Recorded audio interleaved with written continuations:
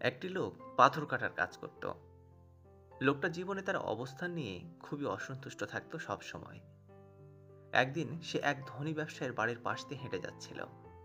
বাড়ির জানালা দিয়ে সে দেখছিল ব্যবসায়ের বিলাসিতা। খুব ঈর্ষান্বিত হয়ে সে চিন্তা করতে লাগলো, আহা, আমি যদি বণিকের মতো হতে পারতাম। এরপরে কি আশ্চর্যের ব্যাপার, লোকটা হঠাৎ একদিন বণিক হয়ে উঠল। তার কল্পনার চেয়েও বেশি। সে অনেক বিলাসিতা এবং ক্ষমতা উপভোগ করতে লাগলো। একদিন সে দেখল রাজ্যের প্রধান বিচারক রাস্তার পাশ দিয়ে যাচ্ছেন। সে দেখল বিচারক একটা চেয়ারে বসে আছেন এবং তাকে একদল সৈন্য বয়ে নিয়ে চলছে। রাস্তার পাশে দোকানীদের সৈন্যরা দেদারসে পেটাচ্ছে। জনতা বিচারকের সামনে মাথা নত করছে। আকস্মিক বণিকের মনে মনে ভাবতে লাগলো, আহা, বিচারক কত শক্তিশালী, আমি যদি বিচারক হতে পারতাম। এরপর হঠাৎই সে একদিন বিচারক হয়ে উঠল।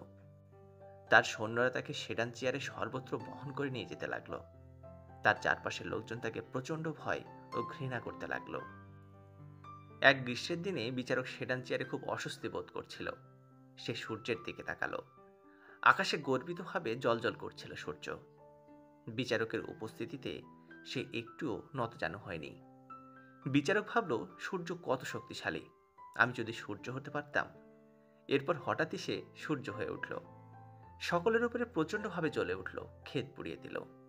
কিন্তু একদিন একটা বিশাল কালো মেঘ তার এবং পৃথিবীর মাঝখানে চলে এলো।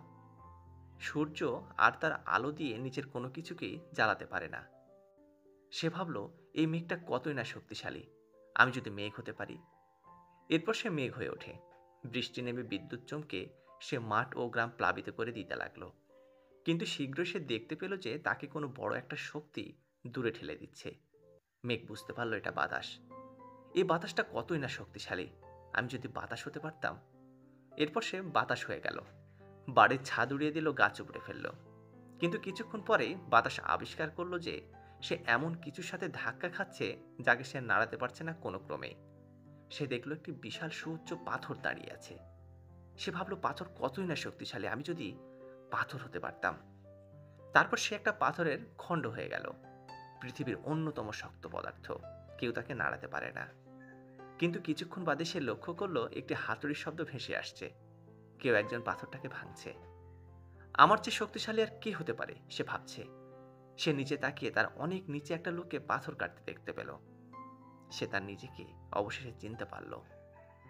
আমাদের মৃত্যুর পর আমরা পিঁপড়ার খাদ্য হব, সেই খাদ্যের কিছু অংশ পিঁপড়ার পৃষ্ঠাও হবে, সেখানেও আমরা থাকব। সেটা হয়তো কোনো গাছের খাদ্য হবে, সেই গাছ আবার হয়তো হবে খনিজ।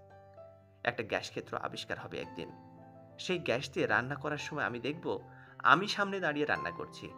আমি উনুনের গ্যাস, আমি স্টিলের কড়াই, আমি সসপ্যানের উপরে ডিম, আবার আমি সেটা খাচ্ছি। আমাদের সমস্ত অনুসন্ধান শেষে আমরা সেই জায়গায় পৌঁছাবো যেখান থেকে আমরা শুরু করেছিলাম। ধন্যবাদ।